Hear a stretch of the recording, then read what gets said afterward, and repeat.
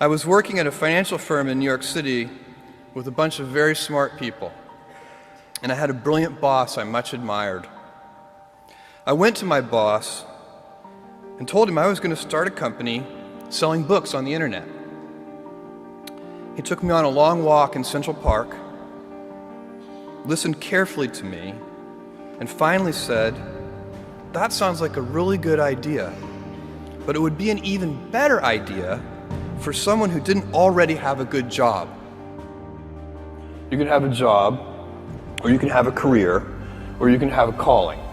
And if you can somehow figure out how to have a calling, you have hit the jackpot, because that's the big deal. I met Jeff Bezos 25 years ago, and he told me, "Dave, I want you to invest in my company." "What are you doing?" "I'm gonna start a bookstore in my garage." "Okay, and I'm gonna put it online. People buy online, and I'm gonna ship out of my garage. But if you invest in me, Dave, someday I'm gonna be the richest man in the world. I'll do over $100 billion.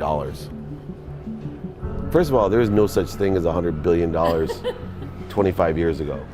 Statistically, there's no such thing.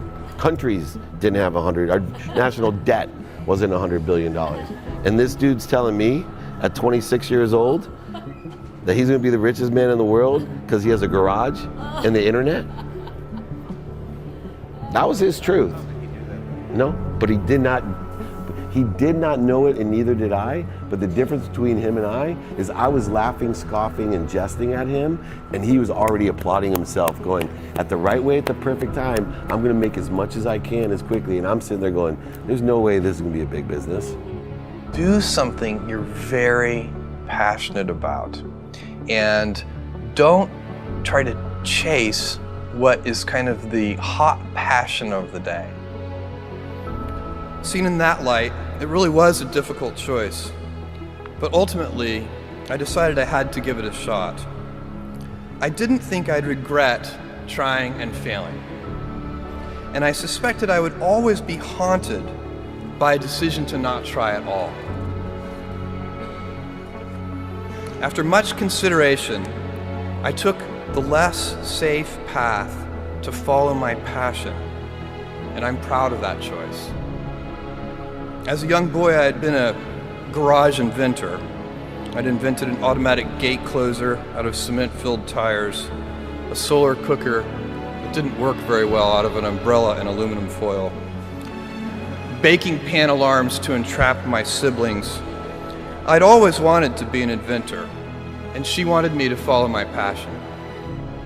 There's a military phrase that I especially love, and it says, "Slow is smooth and smooth is fast."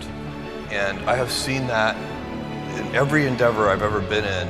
That's the kind of thing that really allows you to make progress. You know, you get certain gifts in life and you want to take advantage of those, but I guess my advice on adversity and success would be to be proud not of your gifts, but of your hard work and your choices. So, you may be, the kinds of gifts you get in life, you might be really good at math. It might be really easy for you. That's a kind of gift. But practicing that math and taking it to the next step, that could be very challenging and hard, and take a lot of sweat. That's a choice. You can't really be proud of your gifts because they were given to you. You can be grateful for them and thankful for them. But your choices, you choose to work hard. You choose to do hard things. Those are choices that you can be proud of. You can choose. We all get to choose our life stories, and it's the choices that define us, not our gifts. Everybody in this room has many gifts. I have many gifts. You can never be proud of your gifts because they're gifts. They were given to you. You might be tall, or you might be really good at math, or you might be extremely beautiful or handsome, or there are many gifts, and you can only be proud really of your choices because those are the things that you are acting on. And one of the most important choices that each of us has, and you know this just as well as I do, is you can choose a life of ease and comfort, or you can choose a life of service and adventure. And when you're 80, which one of those things do you think you're going to be more proud of? You're going to be more proud of having chosen a life of service and adventure. There's never been a better time to be alive. I mean, it's just incredible the amount of inspiration that the world generates for me, and I think for a lot of people. It's insane, the amount of change and invention and opportunity. Your life, the life you author from scratch on your own, begins. How will you use your gifts? What choices will you make? Will inertia be your guide, or will you follow your passions? Will you follow dogma, or will you be original? Will you choose a life of ease, or a life of service and adventure? Will you wilt under criticism, or will you follow your convictions? Will you bluff it out when you're wrong, or will you apologize? Will you guard your heart against rejection, or will you act when you fall in love? Will you play it safe, or will you be a little bit swashbuckling? When it's tough, will you give up, or will you be relentless?